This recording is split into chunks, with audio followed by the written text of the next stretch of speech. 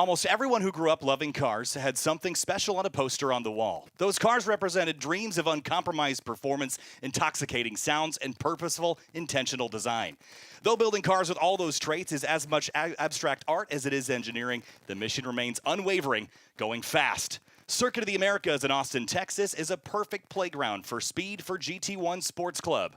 3.5 miles, 20 turns, long straights, and heavy braking zones provide all the opportunity a driver could ever want to experience a hypercar at the limit. This is the stuff of dreams on track during a packed SRO Motorsports weekend. Hi, everybody. Kyle Heyer will be joined by DJ Clark a bit later in this session for the first ever GT1 Sports Club powered by Hypercar Invitational as cars get on the racetrack here and begin a lap around this 3.5 mile 20 turn circuit. This is all about exploring hypercars and supercars at the limit. Some of these cars are one of 10, some even rarer than that, packed full of all the goodies that technology has to offer: active aero, turbocharging, huge engines, smaller, more efficient engines, but certainly all beautiful pieces of art. There's a McLaren Senna out there on driver's left in that first row, but drivers getting a sighting lap here before they get up to speed. I don't know that they've even quite been on track yet this weekend, so this will probably be their first time getting a sighting lap before they start applying power from all their various engine types. Here's even a Jaguar XJ220, and we'll get to talk a lot more about these cars throughout the session, but some of these cars have a long history in racing, or at least the background was spawned from racing before ending up on some road-going variant like the Jaguar XJ220, which differed pretty significantly from the original concept car. The LaFerrari Aperta out there as well. That's the bright yellow car that was just at the back of the shot. Of course, the car that is named the Ferrari, effectively, you have to know that it is the crown jewel of the Prancing Horse establishment. So drivers slowly working their way around. Other cars on this list that we'll have to talk about throughout this session: the Pagani Zonda Revolution, and there's even another Pagani Huayra out there as well, the Pagani Huayra BC. There's that LaFerrari Aperta that I mentioned. And again, these cars, some of the rarest in the world. The Apollo IE, which is on track, being piloted by Devin Suter, is one of 10 on planet Earth. And you can't get them anymore. So the 10 that are in existence are the ones that are out there. And we have one here at Circuit of the Americas this weekend. All part of a great spectator experience this weekend, one of the largest event weekends that SRO Motorsports America has ever put on. And we've seen GT1 Sports Club in the European division of the SRO, and exploring some of the world's greatest racetracks like Spa-Francorchamps, and now here at Circuit of the Americas. Into turn 12, running side by side up there at the pointy end. Should also mention Zain Aziz, who is the CEO of the Atom Company, big part of this operation in getting GT1 Sports Club on track during what has been a very busy weekend here for all the series of racers traveling around the world, around the country for sports car racing. Right at the back of that shot is the Aston Martin DBS 770, and there is one of the Paganis. Of course, there's a couple of them here. The Pagani Huayra BC, which I believe this one is, that is the Pagani, let's see here, of the two that I've got on my list. That is the Zonda, I believe, working its way through turn number 15. As the drivers get comfortable on course, we'll likely see them turn the wick up a bit and start to lean into the different power plants that they've got. There's a great look at the KTM Crossbow GT2, which we've actually seen in SRO Motorsports competition as recently as the Indianapolis 8-hour in 2023. Excellent looking car. Low to the ground, it has a kind of a clamshell cockpit. The entire nose of the car effectively lifts off. Lamborghini Huracan STO in shot now, the familiar Lamborghini green. And a similar car to the left. And all in line behind that Senna at the pointy end of the grid. Now heading into the final corner here at COTA. that they've seen the entire first lap out, giving the fans a very close-up view of these cars, the fans that are trackside here. And the tent that these cars were stored under was a very busy place this morning, as everyone got to see these up close and personal cars that you could only dream of having. It really is a special weekend for some of these drivers to experience their car on track. Is up the front straightaway here. They're on power now a bit. And the Senna watching the rear wing tilt up. Active aero on that car. Of course, named after one of the all-time greats in motor racing, Ayrton Senna. A car inspired by him. It's an uncompromised vehicle for sure. A rear mid-engine layout, a monocoque carbon fiber chassis, and a 4-liter twin turbocharged V8 under the rear glass of that car with a McLaren 7-speed dual clutch transmission. Slowly picking up the speed now, navigating the fast high-speed S's.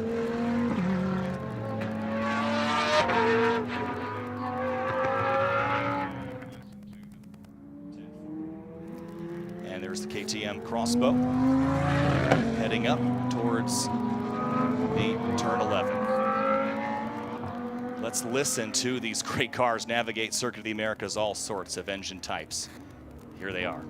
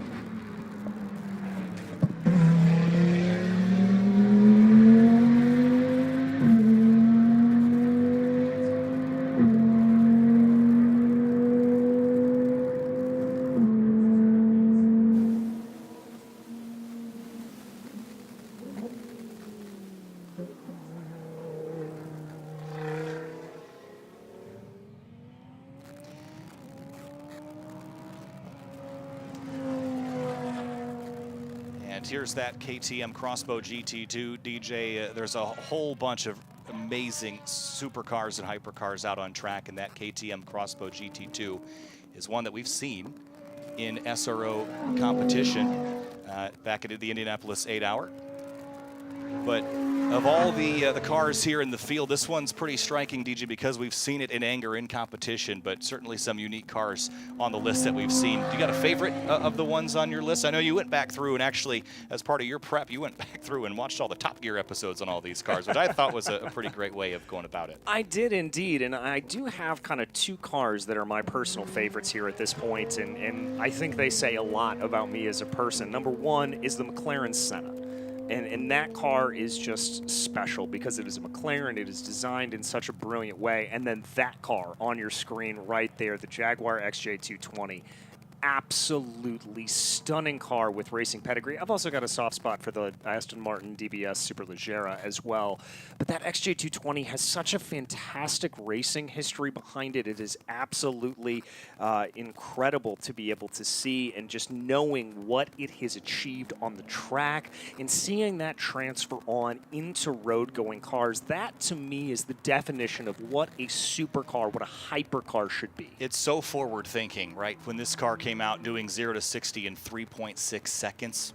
I mean, that was unheard of. It's still pretty much co-requisite with all the other cars on the list that we have out on track with a twin turbocharged 3.5-liter V6, although it was planned to have a much larger engine. It certainly is an amazing vehicle. It still makes 542 horsepower, by the way, which if you look at that Aston Martin DBS 770, that car makes now 759. So that's what the sands of time and progress will get for you. But the Aston Martin DBS 770, that car, 3,900 pounds, but I'm sure it'll hide its weight a lot at its top speed of 211 miles an hour.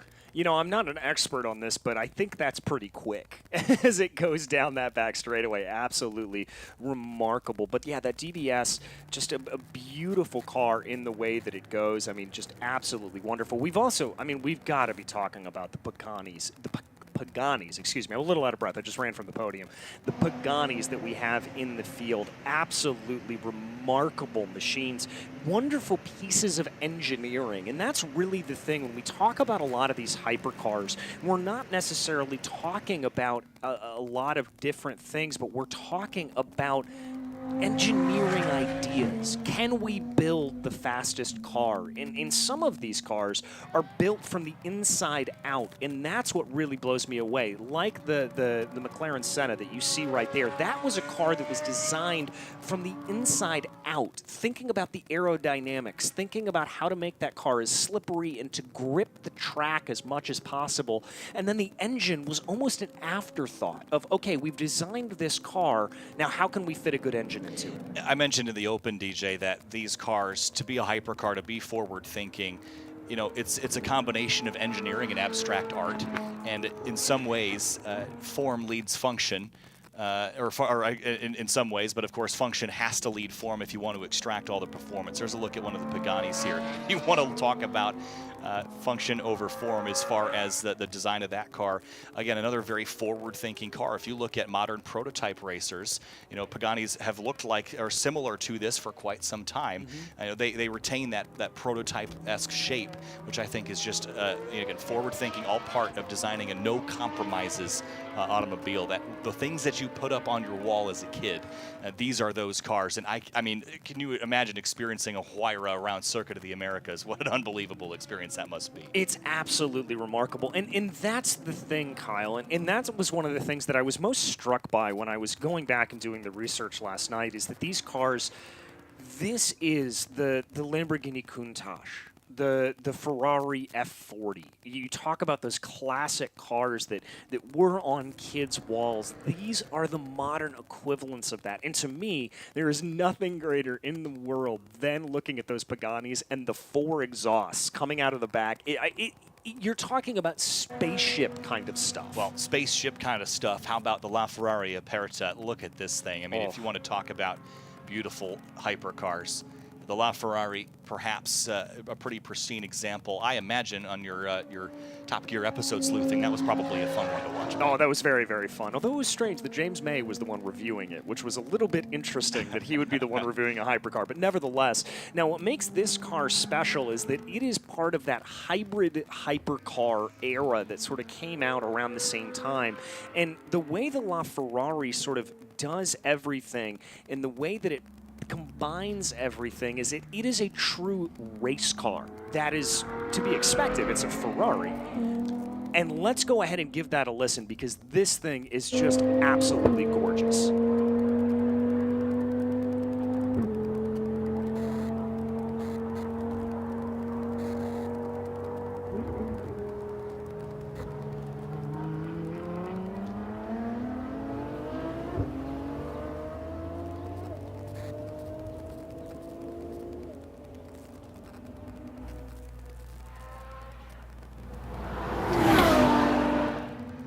The sound of that ripping down the straightaway here at Circuit of the Americas, that is unbelievable. And you know, the LaFerrari Aperta is the open top version of the LaFerrari. Of course, there was originally only 200 cars sold, so as far as rare cars on the planet, that's one of them. Of course, this does have that 6.3-liter F140 V12 engine, which interestingly enough is a very similar engine to the engine that's in the, I think it's also in the Apollo IE as well, 6.3-liter V12, but sourced from the same Ferrari power plant. So just really unique V12 sounds, of course, that electric motor as well, adding, and it's got a KERS system too. I mean, if you want to talk about forward thinking and adopting technology from, you know, the highest ranks of Formula racing and bringing it into road cars. Again, this is the top level of road cars, but road cars nonetheless. Well, and I love the nomenclature of this, and this is one of the things that I really dove into last night and over the past week when I was doing this research, and I love why it is called La Ferrari. It is because it is meant to be the definitive Ferrari. This is the absolute zenith of what Ferrari believes they can make. And now we move our way over to the Aston Martin DBS. Oh, swoopy. So, well, I always talk about how, you know, British sports cars and supercars have a swoopy look to them, but we talked about, you know, the no compromises thing, right? Engineering and design. As we head down here towards turn 11, have a listen to this bi-turbo 5.2-liter V12 here in a moment's time. 759 horsepower from this this Aston Martin DBS 770. Yeah, and what this car was meant to be is the final send-off for the DBS. As it makes its way down, let's go ahead and give it a listen.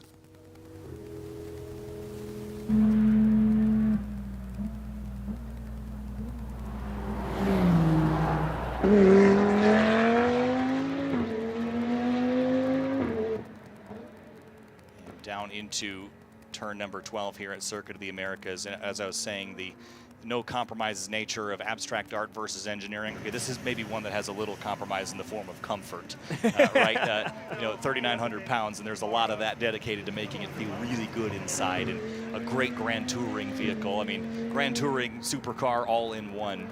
That's what Aston Martin does best with this DBS 770, and their lineage of making sports cars for decades and decades certainly continues deep into the 21st century. Of course, this car, 8-speed automatic. I'm sure it's got, you know, performance mode. You want to fire it up and do 0 to 60 in 3.4 seconds. You can do that as well, and a relative value at just under $500,000. Compared to what we're seeing on the track, that's a steal at half the price, so I'll definitely take that. But a beautiful, beautiful car. And as you said, that's one of the things that, you know, we joke about British sports cars being swoopy, but it's one of the things that has always drawn me to British sports cars is the uncompromising nature when it comes to speed and luxury. That you get in a car like that and you feel it, but listen to that Lamborghini make its way down the back straightaway. A couple Lamborghini Huracan STOs. Of course, the Huracan very well regarded across GT racing history now. Of course, has been running in GT3 racing. We've seen them here in SRO Motorsports over the last couple of seasons, not only here in North America, but also in Europe. But again, a handful of those out there, and there's that Senna with the active aero. Just love watching that wing tilt up, changes the center of pressure, adds some drag. Oh, that's adds some drag to the car as well, but just a beautiful machine.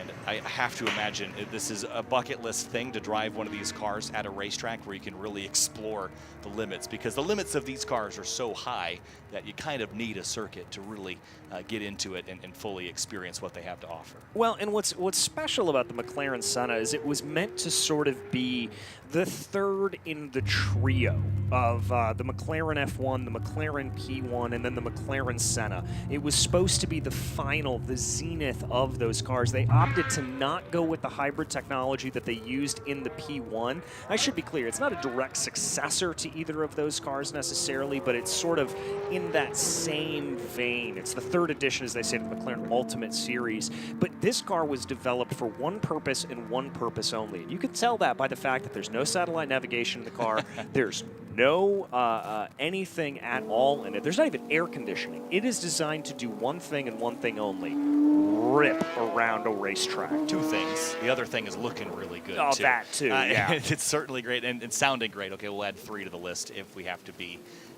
Have to really count the sound. Something about McLaren's and their engines in particular, their bi-turbo, you know, V8s.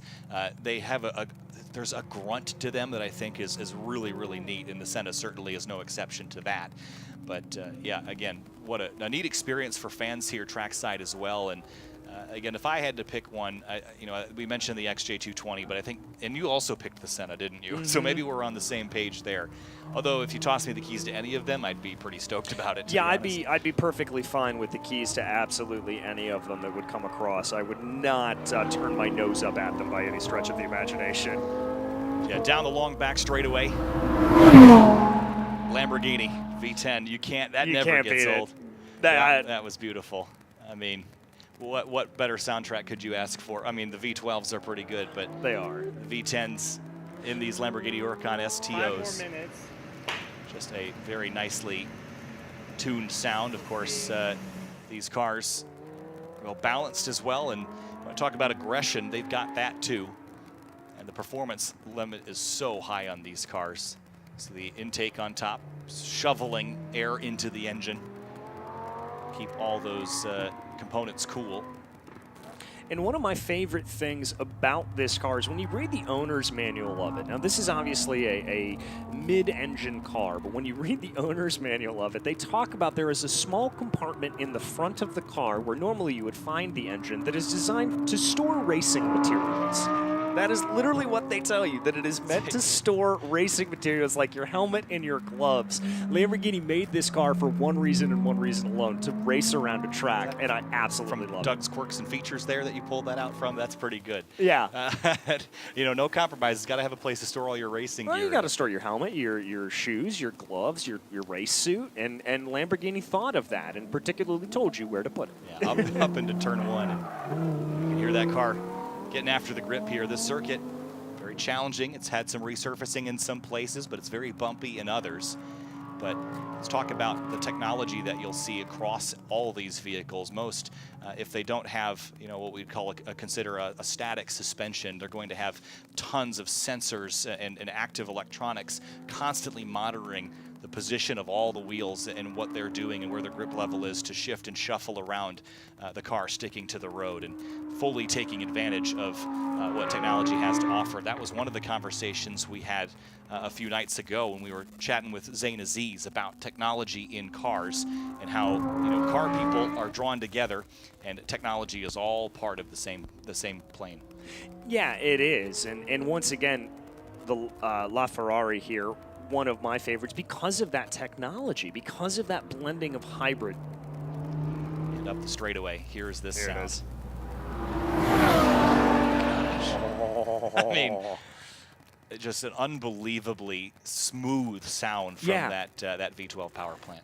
And it has one of the reasons I've always been in love with Ferraris is you hear a Ferrari go by and you know it's a Ferrari. You know that is a Ferrari. Even with the hybrid power, even with that whoosh, you hear that go by and you immediately know, yep, that's a Ferrari. As a great man once said, it doesn't cost any more to make a car beautiful, does it?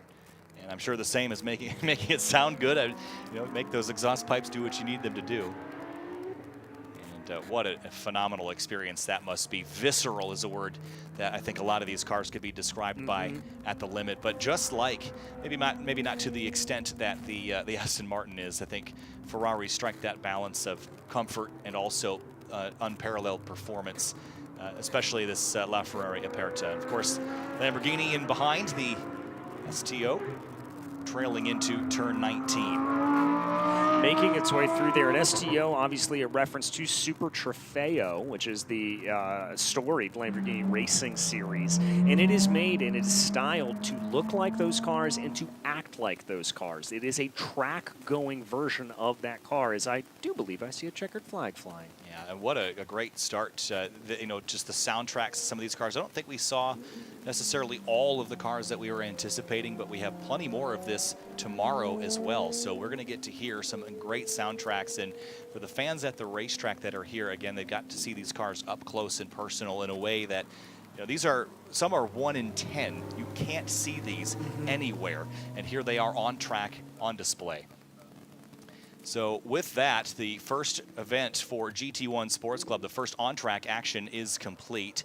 And that will wrap things up here today, but plenty more on track tomorrow to get to hear all the soundtracks and see the sights and sounds of some of the greatest supercars here in GT1 Sports Club. And wow, Circuit of the Americas is a great test track, a great place to give this a go.